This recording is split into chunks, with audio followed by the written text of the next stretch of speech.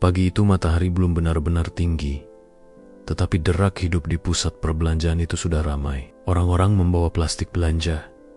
Pegawai kantoran berjalan cepat menembus udara yang sudah hangat. Anak-anak berlarian sambil menarik tangan ibu mereka. Di antara kerlip toko dan papan promosi yang besar, ada satu bayangan yang terlihat berbeda. Seorang pemuda dengan jaket kusam dan sepatu yang bolong di ujungnya. Namanya Raffi. Usianya 20-an.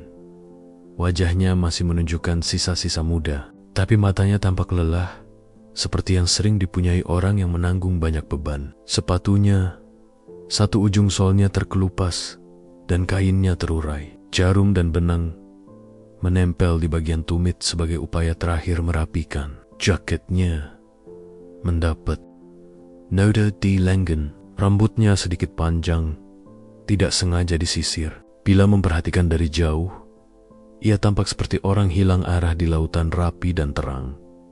Tujuan Raffi hari itu sederhana.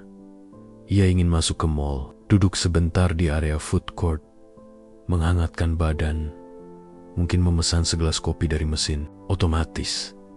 Ia tidak berniat membuat keributan, tidak berniat meminta-minta. Di dompetnya ada beberapa lembar rupiah yang cukup untuk satu gelas kopi. Ia juga ingin menulis sedikit lamaran pekerjaan di meja dengan colokan listrik. Teleponnya hampir habis baterai. Di dalam pikirannya ada harapan kecil. Jika ia duduk di tempat yang ramai, mungkin seseorang akan melihatnya dan menawarkan kerja, atau setidaknya ia bisa mengumpulkan keberanian untuk menanyakan pekerjaan di beberapa toko. Ketika Raffi melangkah ke gerbang utama, seorang satpam berdiri persis di sana. Seorang pria dengan seragam hitam rapi, topi seragam, dan nama tersemat di dada Pak Jaya. Wajahnya datar, langkahnya stabil, seolah rutinitas setiap pagi selalu sama. Menjaga ketertiban, mengingatkan aturan. Ia menatap Raffi dari atas ke bawah dengan pandangan yang cepat, namun memutuskan, "Maaf, Mas, tidak bisa masuk," kata Pak Jaya tanpa basi-basi. Raffi terhenti, mendongak. "Kenapa, Pak? Saya cuma mau duduk sebentar. Beli kopi juga." Tidak sesuai kebijakan. Kalau masuk seperti itu, bisa mengganggu pelanggan. "Mohon maaf, kami harus menjaga kenyamanan semua pengunjung," jawab satpam itu. Nada suaranya tegas, tetapi tidak kasar. Ia menunjuk papan kecil di samping pintu yang memang bertuliskan aturan berpakaian untuk menjaga citra mall. Hurufnya sederhana, tidak ada yang berlebihan. Tapi bagi Raffi, tulisan itu terasa seperti palu yang menutup kesempatan. Raffi merasakan sesuatu meremang di dadanya. "Tapi Pak, saya tidak mau merepotkan siapa-siapa. Sekadar duduk. Saya sedang cari kerja." Suaranya tenggelam dalam suara lalu lalang orang yang masuk. Pak Jaya menegakkan badan. "Aturan sudah jelas, Mas. Kalau ibu-ibu atau anak-anak keberatan melihat orang yang terlalu kumal, nanti pengaduan masuk. Saya tidak bisa melanggar tugas." Di dalam mall, kaca memantulkan gambar orang-orang yang tertawa dan berfoto. Beberapa pengunjung berhenti sejenak melihat, lalu melanjutkan langkahnya. Seorang anak menunjuk ke arah Raffi dan tertawa kecil. Raffi menandok. Wajahnya berubah merah. Rasa malu datang seperti gelombang. Bukan hanya karena sepatu bolongnya, tetapi karena ia berdiri di antara kerumunan yang memiliki rasa aman finansial, hal yang baginya terasa jauh. "Apa tidak ada kebijakan toleransi, Pak? Hanya sebentar saja," pinta Raffi lagi. Pak Jaya sedikit ragu. Di matanya ada sekilas belas kasih yang cepat tertutup oleh profesionalisme. Ia menarik napas perlahan. Kalau memang butuh bantuan, ada pelayanan sosial di luar. Tapi tidak. Ini aturannya seperti itu. Raffi tahu argumentasi itu tidak akan berubah. Ia memandang sepatu bolongnya sekali lagi, lalu mencoba tersenyum. "Baik, Pak, maaf merepotkan." Ia melangkah mundur, menahan desah yang hampir menjadi air mata. Langkahnya berat ketika meninggalkan gerbang. Ia tidak berlari, tidak protes, hanya berjalan menuju bangku di dekat pintu keluar. Di sana, beberapa pemulung dan pengantar barang biasa duduk, bercakap ringan. Raffi duduk, meletakkan tas kecilnya di pangkuan, dan meraba kancing jaket yang longgar. Mata orang-orang kadang memandang sinis, kadang mengalihkan pandang. Beberapa menatap seolah ingin membantu, tetapi menutup diri. Dunia seperti memutus percakapan yang akan menolongnya. Raffi teringat ibunya. Waktu kecil, ibunya menjahit lubang sepatu itu beberapa kali dengan benang yang selalu putus. "Kalau sudah robek lagi, kita cari yang baru, Nak," kata ibu sambil tersenyum. Tapi hidup kadang tidak memberi pilihan. Ia pernah menabung untuk membeli sepatu baru, lalu harus menghabiskan seluruh tabungan untuk menolong adik yang sakit. Tumpukan alasan yang membuat sepatu itu tetap robek. Ia membuka tasnya dan menarik keluar selembar kertas. Sebuah amplop lusuh berisi beberapa surat lamaran yang belum sempat ia kirim. Di sana juga ada sebuah pena tanpa tutup. Menulis menjadi semacam pelampiasan, menata kata agar hatinya tidak terlalu kacau. Raffi menulis satu kalimat di kertas kosong. "Saya mau bekerja. Saya tidak menyerah." Ia menatap huruf-huruf itu seperti menatap janji yang setengah jadi.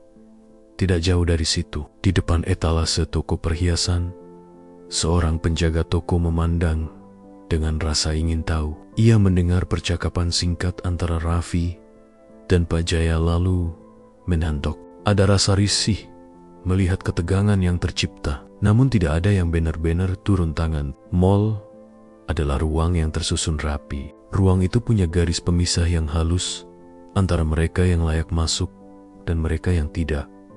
Sore mulai menghampiri, sinar matahari menjadi hangat kemerahan, memantul dari kose kakak dan poster besar. Raffi berdiri, menepuk debu di celana, dan memutuskan berjalan menyusuri trotoar di luar. Angin membawa bau bakwan dan kacang goreng dari pedagang pinggir jalan, bau yang membuat perutnya bergetar. Ia menahan diri, uangnya harus diatur untuk hal lain. Langkahnya membawa dia ke taman kecil di belakang mall. Di sana ada pohon-pohon. Beberapa anak sedang mengejar burung merpati.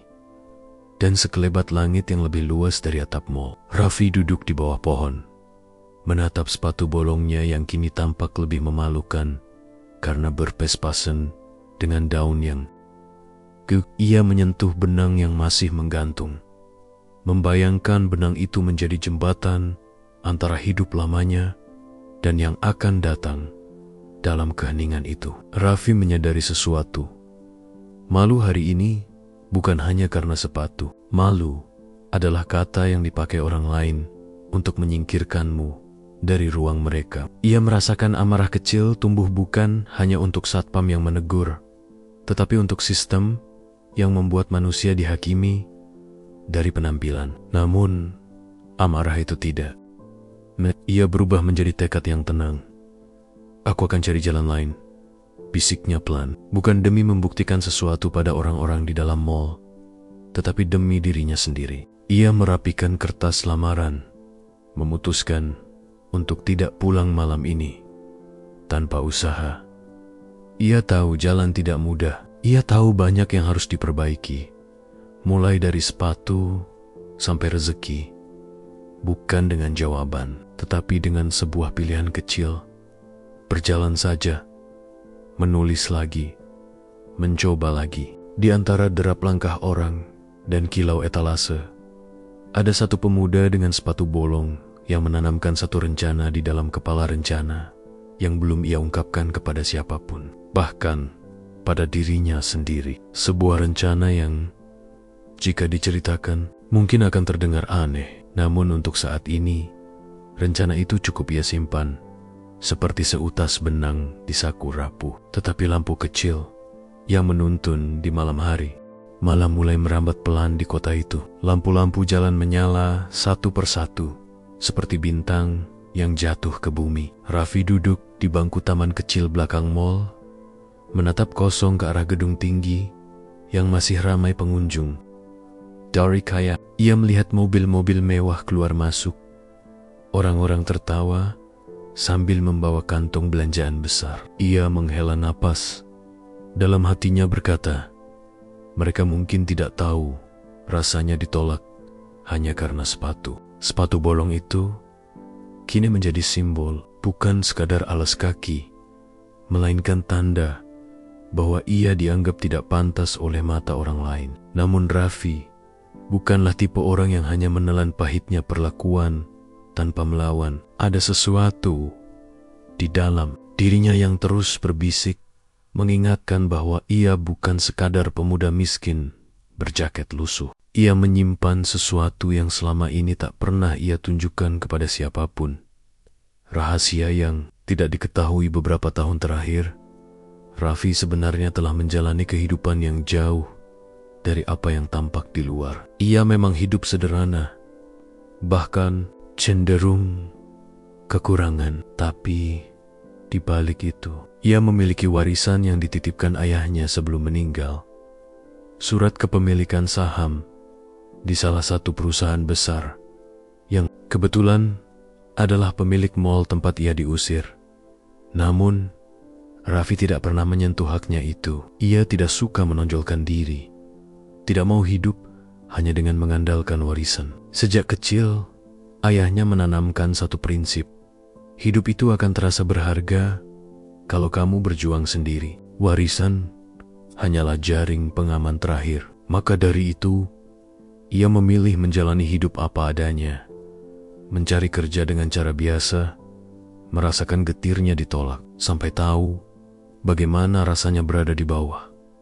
Dan kini, ketika ia diusir dari mal yang sebenarnya sebagian dimilikinya, rasa perih itu menusuk lebih dalam. Bukan sekadar malu, tapi ada kesadaran baru.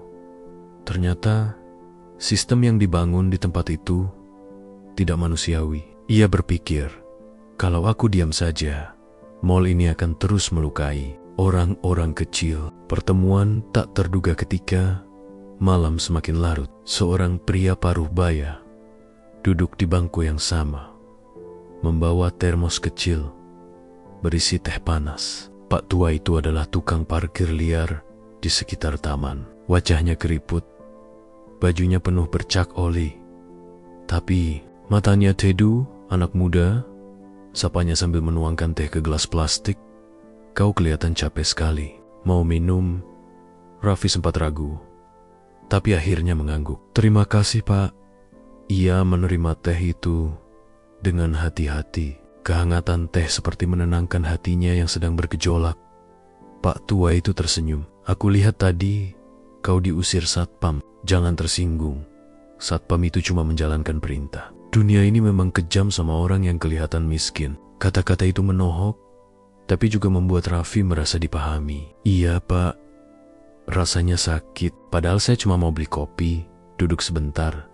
Begitulah. Aku pun pernah ditolak banyak tempat hanya karena penampilan. Tapi ingat nak, orang miskin sekalipun punya harga diri. Jangan biarkan aturan mereka membuatmu merasa rendah.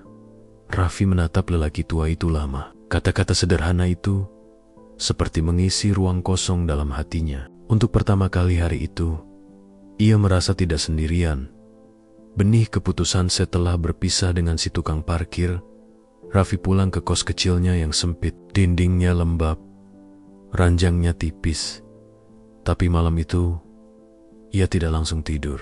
Ia membuka laci tua, mengambil map coklat yang selalu ia simpan. Di dalamnya ada beberapa dokumen, surat kepemilikan saham, kartu keluarga lama, dan secarik surat wasiat dari ayahnya.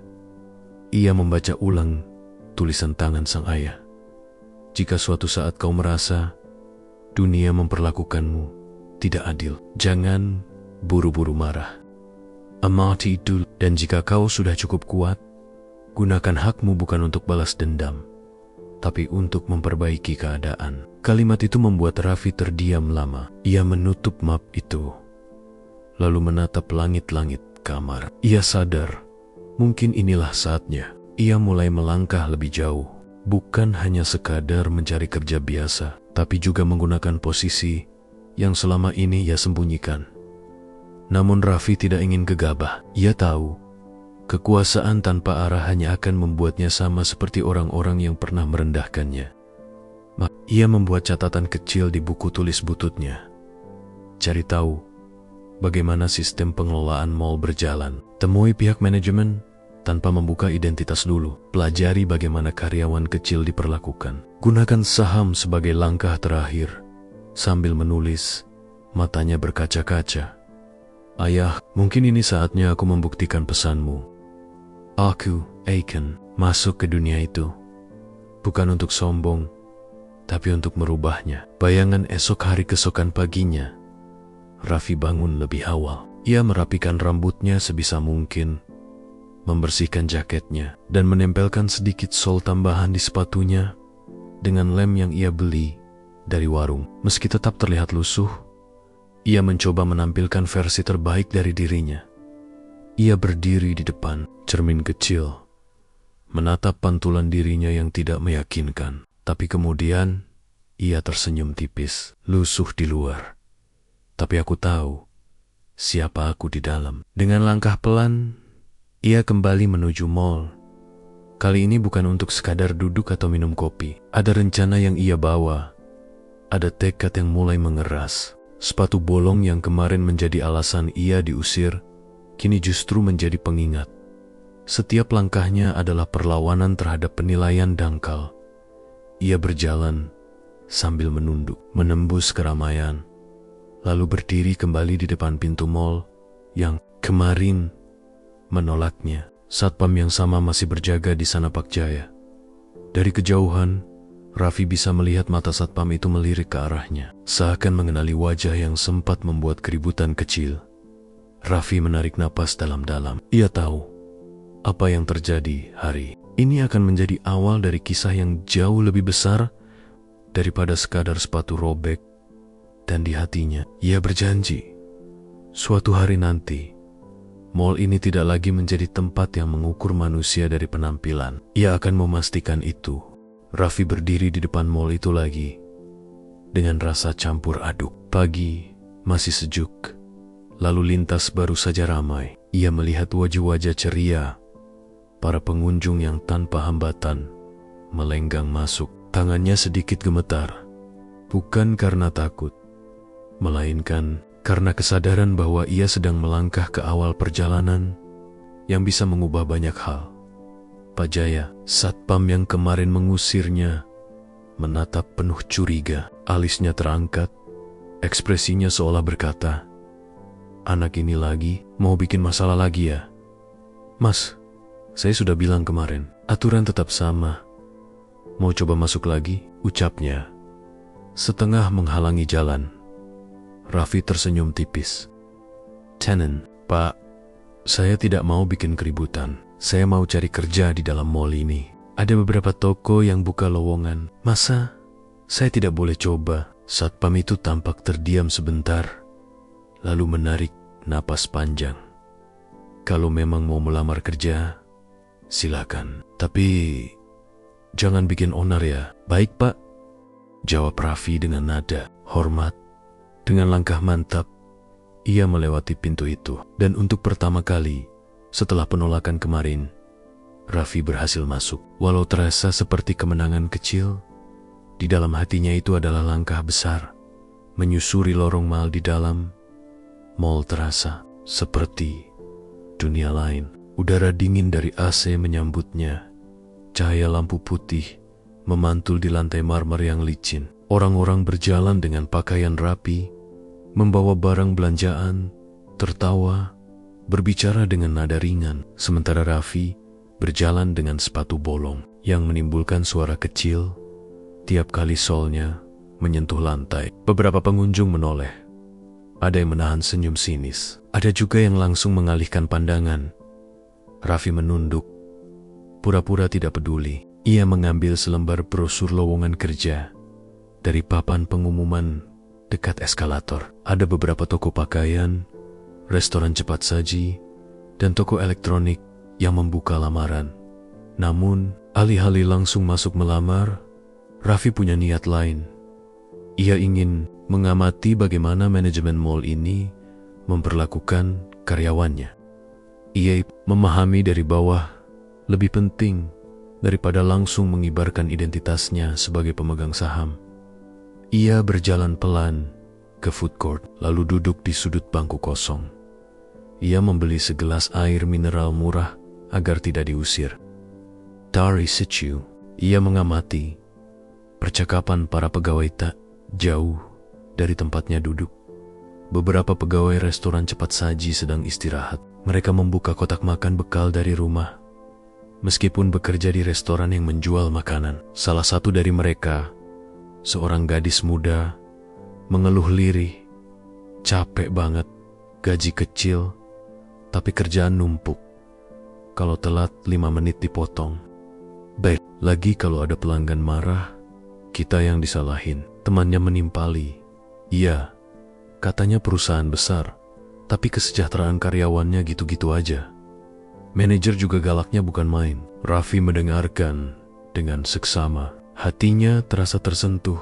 Ia mencatat dalam pikirannya, kalau benar aku punya kuasa di mall ini, hal pertama yang harus kuubah adalah cara mereka memperlakukan karyawan. Pertemuan dengan manajer toko siang harinya, Raffi memberanikan diri melamar di sebuah toko sepatu. Ironis rasanya, seorang pemuda dengan sepatu bolong melamar kerja di toko yang menjual sepatu mahal. Manajer toko itu, seorang wanita berusia 30-an, bernama Bu Anita, melihat Raffi dengan tatapan penuh evaluasi. "Kamu mau melamar di sini?" tanyanya sambil menatap dari kepala hingga kaki. "Iya, Bu. Saya siap bekerja keras. Apa saja yang dibutuhkan, saya akan jalani," jawab Raffi tegas. Bu Anita tersenyum tipis, tapi ada nada meremehkan. "Sepatu kamu bolong ya? Kamu sadar, kamu melamar di toko sepatu branded. Kalau pelanggan lihat pegawainya pakai sepatu seperti itu, mereka bisa menilai jelek." Ucapan itu menusuk hati Raffi, tapi ia berusaha tetap tenang. "Kalau saya diterima, saya akan berusaha beli sepatu baru dari gaji pertama. Sekarang saya memang belum punya, Bu." Wanita itu menghela napas, lalu menaruh berkas lamaran Raffi di tumpukan paling bawah. "Baik, nanti kami pertimbangkan." Kalimat itu terdengar formal, tapi Raffi tahu maksudnya. Hampir mustahil ia diterima. Meski kecewa, ia tidak marah. Ia hanya menunduk hormat, lalu keluar dari toko. "Tidak apa-apa, semua ini pelajaran," gumamnya dalam hati. Sebuah undangan tersembunyi saat sore menjelang.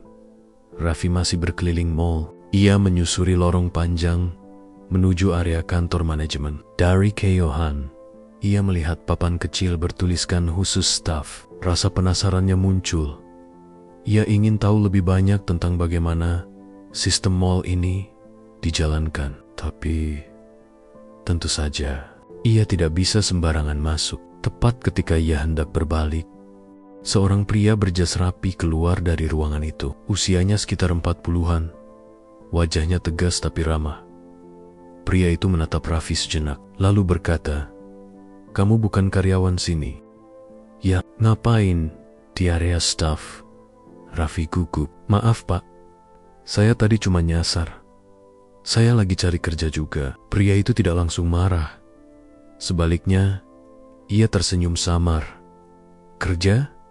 Ya, kalau begitu, datang saja besok pagi. Ada rapat terbuka dengan beberapa investor kecil mall ini. Kamu bisa dengar langsung bagaimana sistem berjalan. Mungkin kamu akan belajar sesuatu."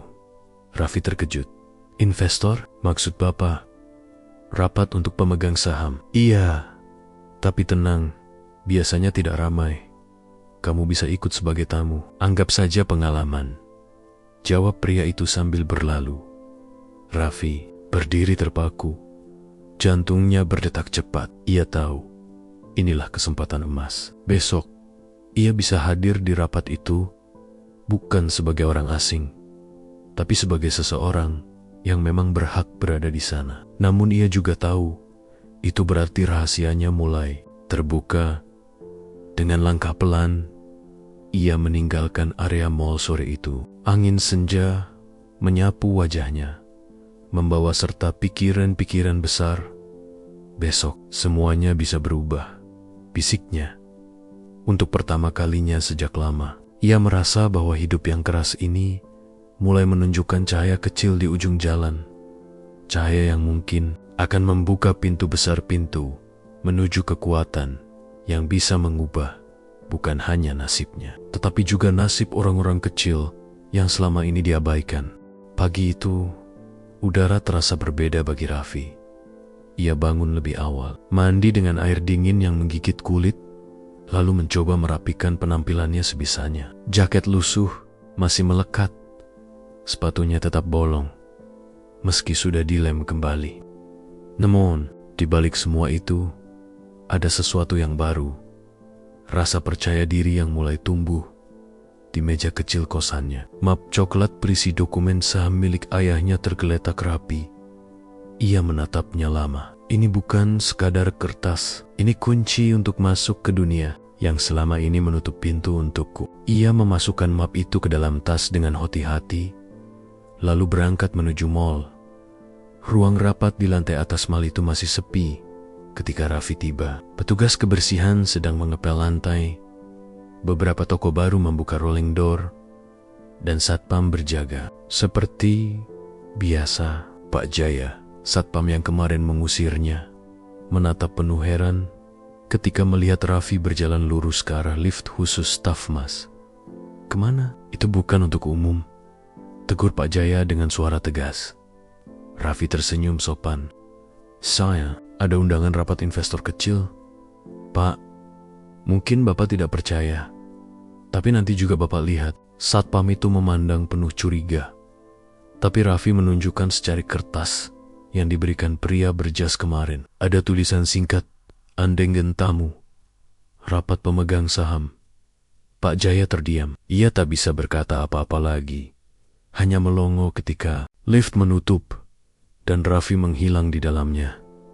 Lift berhenti di lantai atas, di area kantor manajemen. Ruang itu jauh berbeda dari suasana mall biasa. Karpet tebal menutupi lantai, dinding dihiasi foto-foto pembangunan mall dari masa ke masa. Udara di sana terasa lebih serius, lebih dingin, seolah hanya orang-orang penting yang pantas bernafas di tempat itu.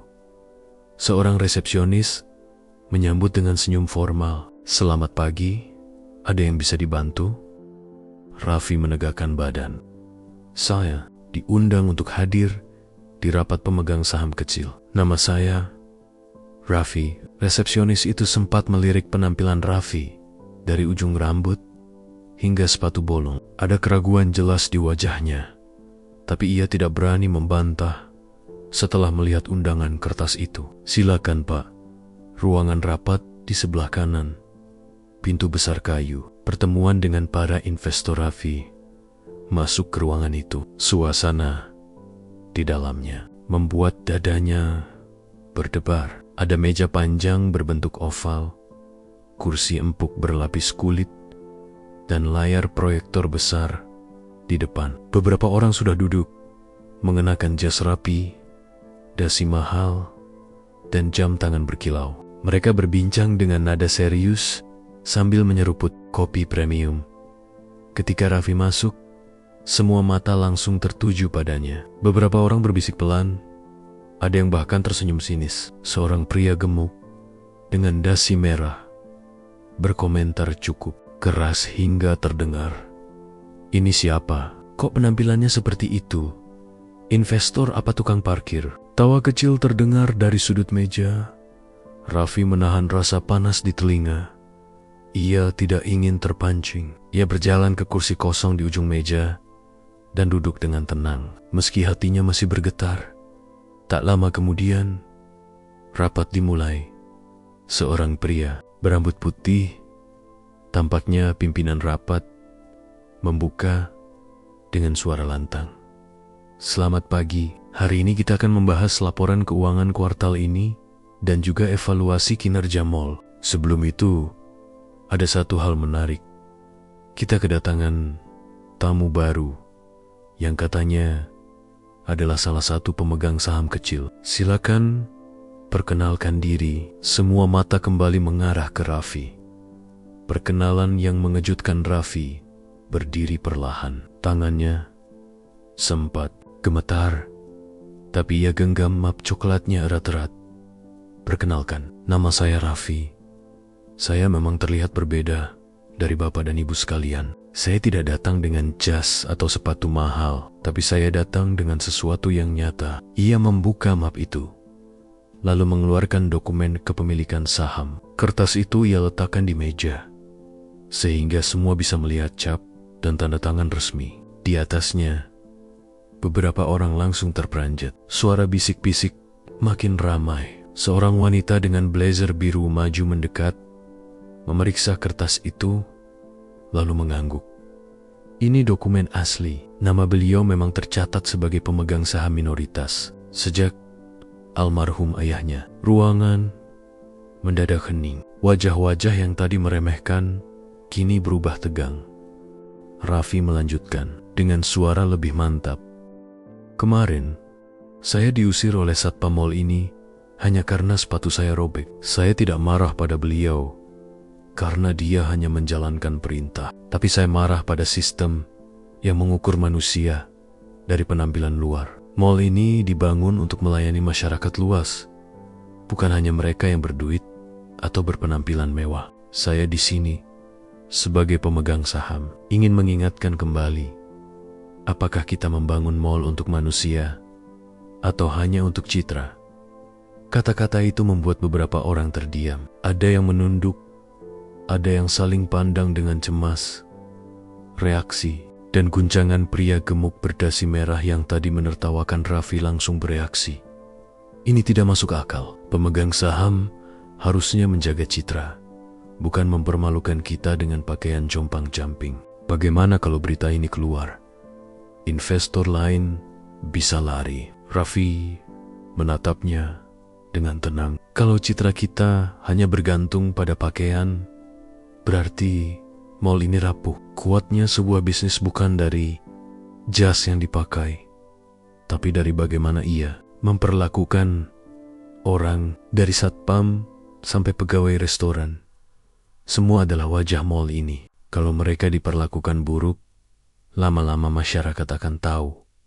Dan itu jauh lebih merusak daripada sepatu robek saya. Ruangan kembali hening. Beberapa orang mengangguk pelan, seolah mulai tersentuh. Seorang pria berjas hitam yang kemarin memberi Raffi undangan tersenyum tipis. Saya pikir anak ini benar. Selama ini kita terlalu sibuk menjaga kemewahan, tapi lupa bahwa mall hanya akan hidup kalau tetap ramah bagi semua kalangan. Apa gunanya gedung besar kalau jiwa di dalamnya kering? Gelombang awal perubahan rapat berlanjut dengan diskusi panjang. Banyak yang awalnya menentang, tapi perlahan suara mendukung Raffi mulai terdengar. Mereka menyadari ucapan pemuda bersepatu robek itu menyimpan kebenaran yang sulit dibantah. Di akhir rapat, pimpinan menutup dengan pernyataan mengejutkan. Mulai bulan depan, kita akan evaluasi ulang sub keamanan dan pelayanan mal. Semua karyawan, termasuk satpam, akan mendapat pelatihan baru agar lebih menghargai pengunjung. Dan untuk Raffi, sebagai pemegang saham resmi, kami undang untuk ikut dalam tim kecil yang mengawasi perubahan ini. Tepuk tangan terdengar, meski tidak semua tulus. Ada yang masih menahan gengsi, tapi keputusan itu sah. Raffi menanduk. Perasaannya campur aduk. Ia tidak menyangka langkah kecilnya bisa langsung bergaung sejauh ini. Saat ia keluar ruangan, pria berjas hitam itu menghampiri dan menepuk pundaknya. Langkah pertamamu bagus, tapi ingat, perubahan tidak akan mulus. Banyak orang tidak suka kalau kenyamanannya diganggu. Bersiaplah Raffi, perjalananmu baru saja dimulai. Raffi tersenyum tipis. Saya sudah siap. Sepatu saya mungkin robek, tapi tekad saya utuh. Dan hari itu, sebuah babak baru resmi dimulai, bukan lagi sekadar pemuda yang diusir satpam, melainkan pemegang saham yang siap mengguncang sistem dari dalam. Hari-hari setelah rapat pemegang saham menjadi titik balik besar dalam hidup Raffi. Nama dan wajahnya mulai dikenal di kalangan manajemen mall dari seorang pemuda yang sebelumnya dianggap remeh karena sepatu bolongnya. Kini ia disebat-sebat sebagai pemegang saham muda yang berani berbicara lantang. Namun, perubahan tidak selalu membawa dukungan. Ada juga kebencian yang diam-diam tumbuh. Kecurigaan dan rasa iri beberapa investor senior merasa terusik. Mereka sudah puluhan tahun mengelola mall dengan cara lama, menjaga citra mewah, memprioritaskan pelanggan berduit, dan menekan karyawan kecil demi keuntungan maksimal. Kehadiran Raffi dengan idaid kemanusiaan dianggap ancaman terhadap kenyamanan mereka. Pria gemuk berdasi merah yang bernama Pak Surya menjadi yang paling vokal menentang Raffi. Setelah rapat itu, ia membenting pintu ruangannya sambil menggerutu. Anak ingusan baru datang sudah sok pahlawan. Kalau dia terus ikut campur, bisa-bisa citra mall rusak dan keuntungan kita turun. Beberapa koleganya hanya mengangguk. Ada yang diam-diam setuju dengan Raffi, tapi takut bersuara. Raffi dan dunia karyawan sementara itu, Raffi mulai menjalankan tugas barunya, mengamati langsung kondisi karyawan. Ia memilih turun ke lantai dasar, mengobrol dengan petugas kebersihan, kasir, pramusaji, dan satpam. Seorang petugas kebersihan bernama Bu Siti bercerita dengan wajah lelah. "Mas, kami kerja dari pagi sampai malam. Kadang upah lembur telat dibayar, kalau ada yang protes malah dimarahin supervisor." Seorang kasir menambahkan, "Bahkan kami harus beli seragam sendiri, padahal gaji gak seberapa." Raffi mencatat semuanya dengan serius. Hatinya terenyuh mendengar kisah demi kisah. Ia tahu inilah alasan sebenarnya kenapa ia harus bertahan. Bukan untuk gengsi sebagai pemegang saham, tapi untuk mereka yang tak punya suara. Pertemuan rahasia suatu malam. Setelah mall tutup, Raffi dipanggil oleh pria berjas hitam yang sebelumnya mendukungnya, namanya Pak Herman. Mereka bertemu di sebuah kafe kecil dekat parkiran. "Raffi, saya kagum dengan keberanianmu," kata Pak Herman sambil menyeruput kopinya. "Tapi kamu harus hati-hati. Ada beberapa orang di dalam dewan yang ingin menjatuhkanmu. Mereka tidak suka dengan perubahan yang kamu bawa." Raffi menatapnya serius. "Saya sudah menduga, tapi kalau saya mundur sekarang, berarti semua yang saya perjuangkan sia-sia." Pak Herman tersenyum samar. "Itulah yang membuat saya yakin padamu. Tapi ingat, musuhmu tidak bermain terang-terangan. Mereka akan mencari celah dari kelemahanmu." Raffi terdiam. Ia tahu kelemahannya. Penampilan sederhana, latar belakang miskin, dan minim pengalaman. Semua itu bisa dijadikan senjata oleh lawan untuk mempermalukannya. Fitnah yang dilancarkan beberapa hari kemudian. Isu mulai beredar di kalangan manajemen. Katanya, Raffi hanyalah anak miskin yang kebetulan punya dokumen saham palsu. Ada yang menyebarkan kabar bahwa ia hanya ingin mencari simpati. Bahkan ada yang berani mengatakan ia ingin menjual saham untuk uang cepat. Gosip itu sampai ke telinga karyawan kecil. Beberapa dari mereka mulai ragu, apa benar Mas Raffi itu pemegang saham beneran? Jangan-jangan cuma pura-pura. Raffi mendengarnya dengan hati perih, tapi ia tidak membantah dengan emosi. Ia tahu, membuktikan kebenaran tidak cukup dengan kata-kata, melainkan dengan tindakan nyata. Benturan dengan satpam suatu sore. Saat Raffi masuk mall untuk menemui karyawan di food court, ia kembali dihentikan. "Pak Jaya," satpam yang dulu mengusirnya. "Mas, saya dengar-dengar Bapak pemegang saham. Tapi kenapa penampilan masih begini?" "Jujur saja, saya bingung. Banyak orang juga ragu." "Siapa Pak Jia?" Suaranya setengah heran, setengah curiga. Raffi menatap Nia. "Dangan Tenen, Pak. Dulu Bapak mengusir saya karena sepatu saya robek. Sekarang saya kembali dengan sepatu yang sama, supaya semua orang tahu. Pemilik mall pun bisa terlihat sederhana. Saya tidak ingin menipu mata orang dengan jas mahal. Saya ingin orang menilai dari hati, bukan dari baju. Pak Jaya terdiam lama. Dalam hatinya, ia mulai melihat sisi lain dari pemuda itu. Pertarungan di meja rapat konflik akhirnya memuncak di rapat berikutnya. Pak Surya berdasi merah, berdiri dengan suara lantang. Kita tidak bisa membiarkan pemuda ini terus ikut campur. Dia merusak citra mall. Kalau pelanggan tahu ada pemegang saham berpakaian compang-camping, mereka bisa kabur ke mall lain. Beberapa investor mendukung, tapi yang lain diam. Raffi berdiri dengan tenang, lalu berkata, kalau pelanggan hanya datang karena jas dan dasi, mall ini tidak punya masa depan. Tapi kalau mereka datang karena pelayanan yang ramah, karyawan yang bahagia, dan suasana yang manusiawi, mall ini akan bertahan selamanya. Kalimat itu membuat ruangan terdiam. Ada yang menunduk, ada yang menggertakkan gigi. Pimpinan rapat akhirnya berkata, baik, untuk membuktikan siapa yang benar, kita akan adakan evaluasi khusus. Raffi, kamu diberi waktu 1 bulan untuk menunjukkan perubahan nyata. Jika idemu akan diterapkan, jika gagal, sahammu bisa dipertimbangkan untuk dialihkan. Keputusan itu bagai pedang bermata dua. Raffi keluar dari ruangan dengan hati bergetar.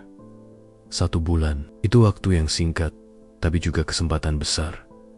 Ia menatap sepatu bolongnya sambil tersenyum pahit. Kalau dulu, sepatu ini jadi alasan aku diusir. Sekarang biarlah jadi saksi aku berjuang, entah berhasil atau gagal. Dan di sanalah babak pertarungan sesungguhnya dimulai. 1 bulan, itulah waktu yang diberikan kepada Raffi untuk membuktikan dirinya. Jika gagal, bukan hanya ide-idenya yang akan terkubur, tapi juga saham warisan ayahnya bisa dicabut. Keputusan rapat itu terasa seperti ujian hidup yang sangat berat. Namun Raffi tidak gentar. Ia tahu ini adalah jalan yang memang harus ia tempuh. Menyusun rencana malam setelah rapat, Raffi duduk di kamar kos sempitnya dengan sebuah buku tulis lusuh. Ia menuliskan rencana di halaman kosong. Dekati karyawan kecil, dengarkan keluh kesah mereka. Cari solusi sederhana yang bisa langsung diterapkan, meski tanpa dana besar. Buktikan bahwa perubahan kecil bisa memberi dampak besar. Hindari jebakan lawan. Ia menatap tulisan itu lama, lalu menutup buku sambil berbisik, aku tidak perlu jadi pahlawan besar. Cukup tunjukkan bahwa mall ini bisa lebih manusiawi. Langkah pertama, turun ke lapangan esok harinya. Raffi tidak duduk manis di kantor manajemen. Ia memilih kembali ke lantai dasar, ke tempat para karyawan bekerja. Di restoran cepat saji, ia membantu mengangkat baki piring kotor bersama pelayan. Di area parker, ia ikut membantu tukang parkir mengatur kendaraan. Bahkan di toilet umum, ia berbincang dengan petugas kebersihan sambil membantu mengisi sabun cair. Karyawan awalnya heran, "Mas, kamu kan pemegang saham, kenapa repot-repot ikut kerja begini?" tanya Bu Siti, si petugas kebersihan. Raffi tersenyum. "Kalau saya tidak merasakan apa yang kalian rasakan, bagaimana saya bisa memperjuangkan hak kalian?" Jawaban itu membuat hati mereka hangat. Perlahan, kabar mulai menyebar. Ada pemegang saham yang mau turun, langsung merasakan kerja keras mereka. Tantangan pertama, perlawanan diam-diam, namun tidak semua orang senang. Pak Surya berdasi. Merah mulai bergerak diam-diam. Ia menyebarkan kabar bahwa Raffi hanya mencari simpati. Bahkan menyuruh beberapa supervisor untuk mempersulit pekerja yang terlihat dekat dengan Raffi. Akibatnya, beberapa karyawan yang biasanya ramah mulai menjaga jarak. "Mas, saya sebenarnya senang kalau Mas Raffi peduli. Tapi supervisor bilang kalau kami banyak cerita, nanti kami dianggap melawan manajemen," bisik seorang kasir dengan wajah takut. Raffi mengangguk penuh pengertian. Ia tidak menyalahkan mereka. Tenang, kalian tidak harus bicara banyak. Cukup terus bekerja. Biarkan saya yang bawa suara kalian. Ia sadar, ini bukan hanya soal mendengar keluhan, tapi juga soal melawan tembok kekuasaan yang sudah lama berdiri. Perubahan kecil yang terlihat meski terhalang. Raffi tetap mencari celah. Ia mulai dengan hal kecil.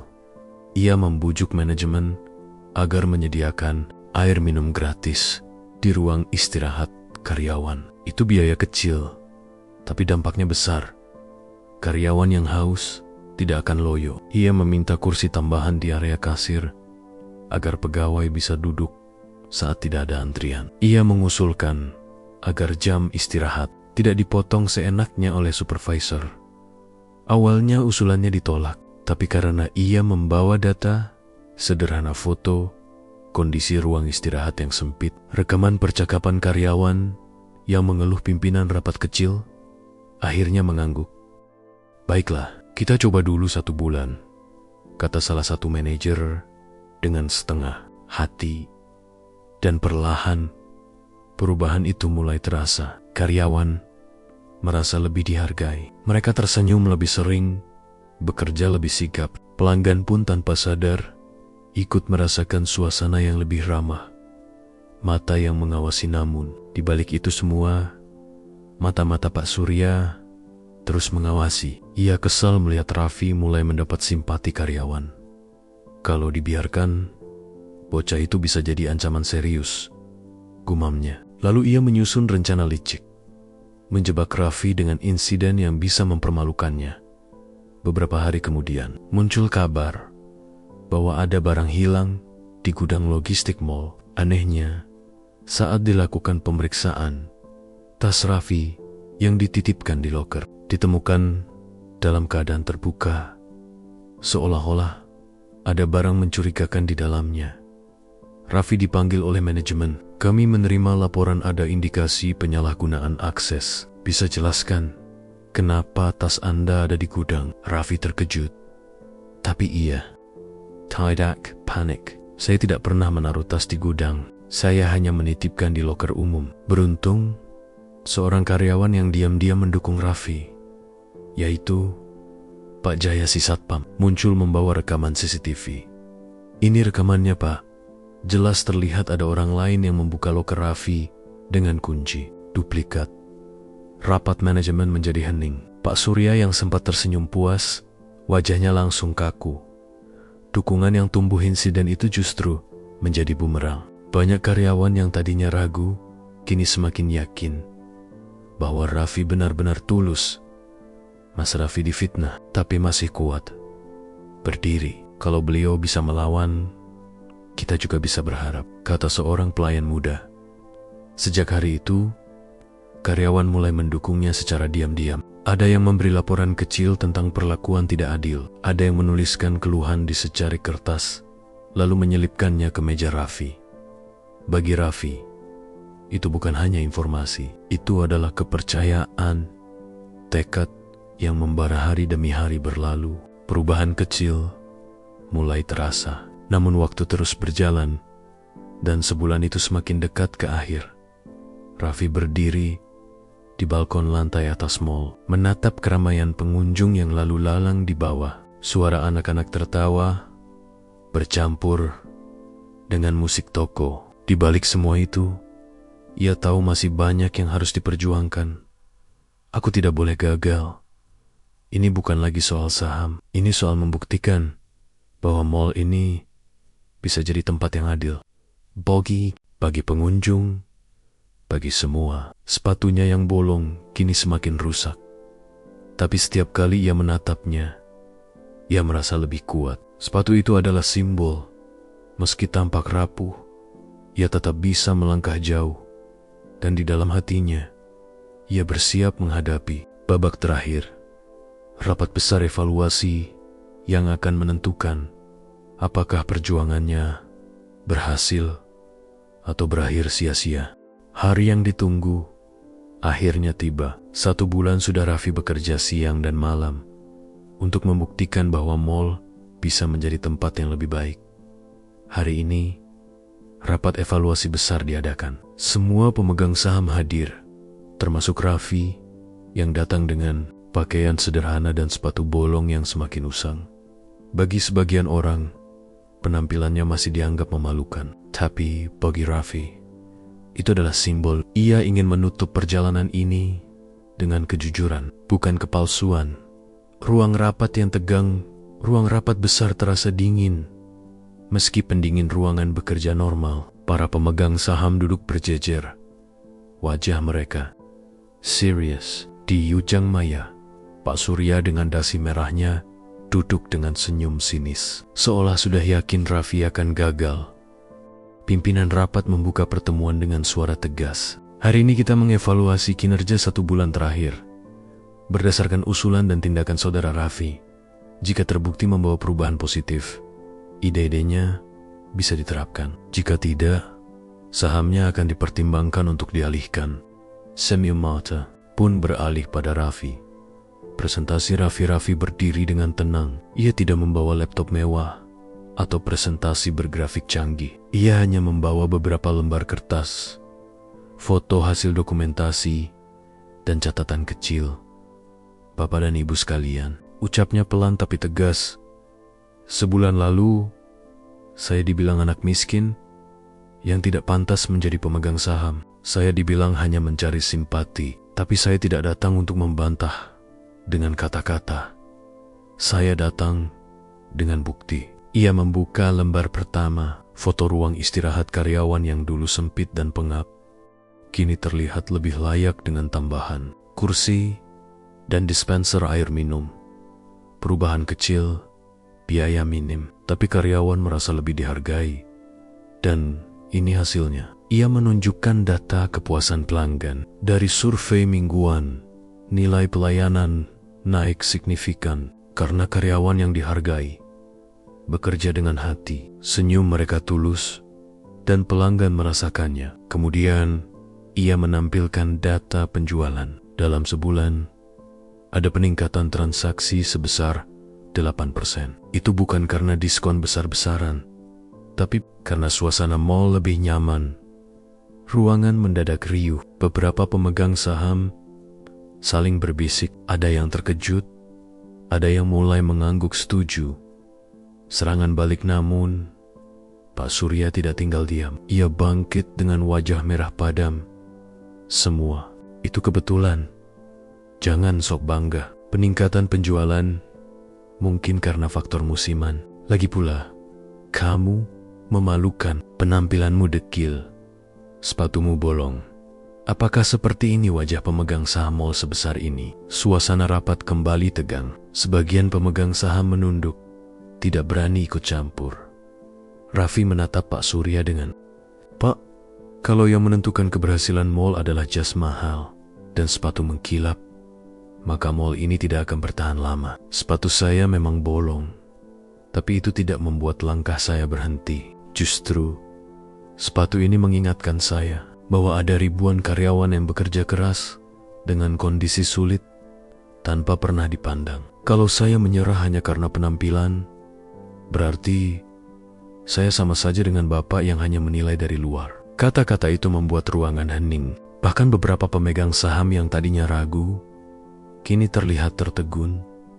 Bukti terakhir Raffi tidak berhenti di situ. Ia mengeluarkan sebuah map berisi puluhan surat kecil. Ini adalah suara karyawan. Mereka menuliskan keluhan, harapan, dan rasa.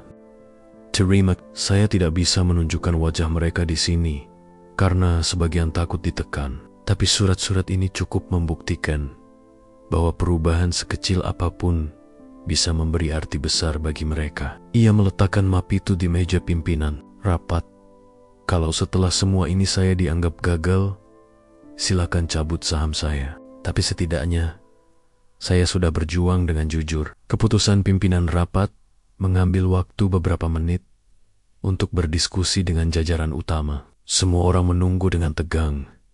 Akhirnya, pimpinan berdiri dan berkata, "Setelah menimbang bukti dan hasil nyata, kami memutuskan usulan dan program Raffi akan dilanjutkan serta diperluas, dan sebagai bentuk penghargaan, ia akan diberi peran lebih besar dalam manajemen mall. Ruangan pun bergemuruh. Sebagian bertepuk tangan, sebagian masih terdiam, tak rela.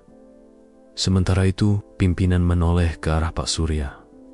Dan untuk Bapak Surya, berdasarkan laporan rekaman CCTV dan kesaksian karyawan, kami menemukan indikasi kuat bahwa Bapak terlibat dalam percobaan menjatuhkan rekan sendiri. Mulai hari ini, keanggotaan Anda di dewan kami cabut. Wajah Pak Surya pucat. Ia mencoba membantah, tapi semua bukti menelanjangi dirinya. Ia keluar ruangan dengan langkah gontai, disambut tatapan dingin dari semua orang. Akhir perjalanan Raffi duduk kembali. Hatinya bergetar. Ia tidak menyangka perjalanannya dari seorang pemuda bersepatu robek bisa membawanya. Sejauh ini, sepatu itu ia tatap sekali lagi. Retak, sobek, usang. Tapi kini sepatu itu bukan simbol kemiskinan lagi, melainkan simbol perjuangan dan keteguhan hati. Di luar ruang rapat, beberapa karyawan yang menunggu menyambutnya dengan senyum tulus. Ada yang menyalami, ada yang menepuk bahunya. Terima kasih, Mas Raffi. Kami jadi punya harapan baru. Raffi hanya tersenyum, matanya berkaca-kaca. Ia tahu perjalanannya belum selesai, tapi hari ini ia sudah memenangkan pertarungan paling penting, melawan pandangan remeh, melawan keserakahan, dan melawan rasa rendah diri. Dan dengan langkah mantap, ia berjalan keluar ruangan. Sepatunya mungkin masih bolong, tapi langkahnya kini lebih kokoh dari siapapun.